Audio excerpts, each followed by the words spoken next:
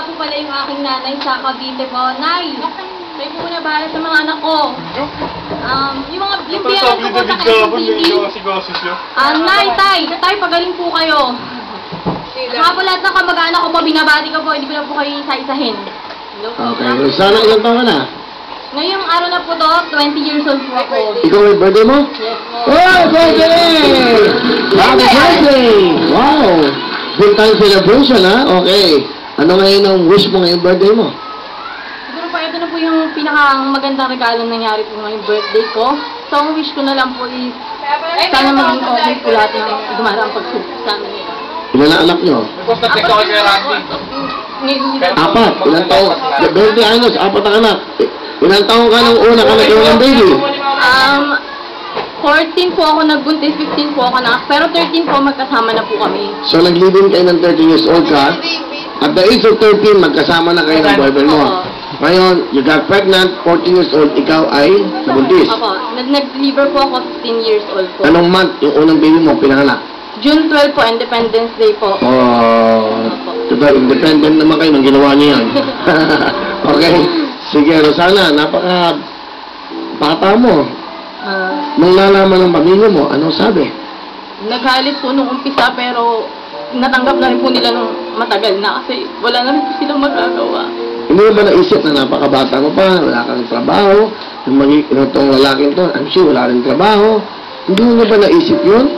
Nung time po na, hindi po, kasi pag nandun ka po sa ganung sitwasyon, hindi mo po maiisip. Kasi yung pinagdaanan ko po kasi, naghiwalay po yung nanay at tatay ko.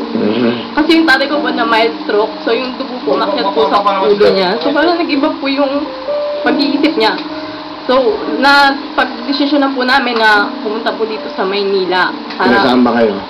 Ngayon po nakatira po kami sa Marinduque po. Marinduque. Opo. So, kaya ka na-inlove dahil may naging problema kang gano'n? Opo. So, parang nililimok po yung sarili ko, kaya lang nagkamali rin po yung sarili ko lang po. So, yung sabihin, yung panahon na medyo, yun na nga, hindi mo naiisip yun. Nung gano'n. Dapat hindi ka nakapikit, dapat nakadilat ka. Parang nag-iisip ka, tama ba itong ginagawa ko? Kasi pag nakapikit ka, hindi mo talaga alam ang ginagawa mo. At ang lalaki, natatay ng mga anak mo. Sa kanya lang lahat yung bata. Opo. Very good. Ito, si David. David. Okay. Ilang taon ka na? 22 years old po. 22. May trabaho ka ba? Sa ngayon po, wala po ngayon. Paano yung mga apat na bata? Hindi ko na pinabayan, lumidiskarte rin naman po ako kahit pa paano. Hindi nga, apat yung anak nyo. Opo. Sa ngayon po, nasa magulang na po ngayon yung anak ko. Sila po yung sumusuporta ko sa ngayon. Di ba mahirap? Mahirap po. Mag-aanak mo ba kayo? Hindi na po siguro. Ha? Ang edad mo, 20 to, 22 ka. Hindi ba? O, sige, napakabata. Ano gusto mo sabihin sa asawa mo?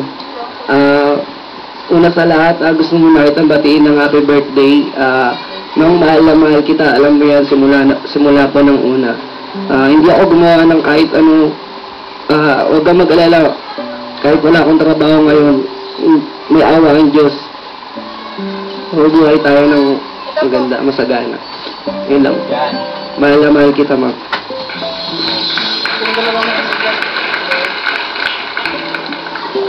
Thank you kasi kahit palagi kitang inaaway, kahit minsan walang ginagawang masama, naaway kita kasi naiinis ako sa'yo eh. Ang kulit-kulit mo. Thank you kasi lagi ka nandyan. Tapos, magtino ka na, mag-matured ka na. Ayun. Sana malagpasan natin itong pagsubok natin. Bakit hindi ba siya matured? Bakit mo tinatapos? Tata po kasi. Lagi nangungulit po. Kaya pala gusto niyang bahay-bahayan. Apat ang anak niya, isip bata. Okay. So, yun lang. Okay, ano pa? Okay. Ayun. Sana hanggang huli tayo pa rin. I love you. Alright, sige, good luck ninyo. Rosana, ano ang talent? Kasama so, ito po si David at Rosana.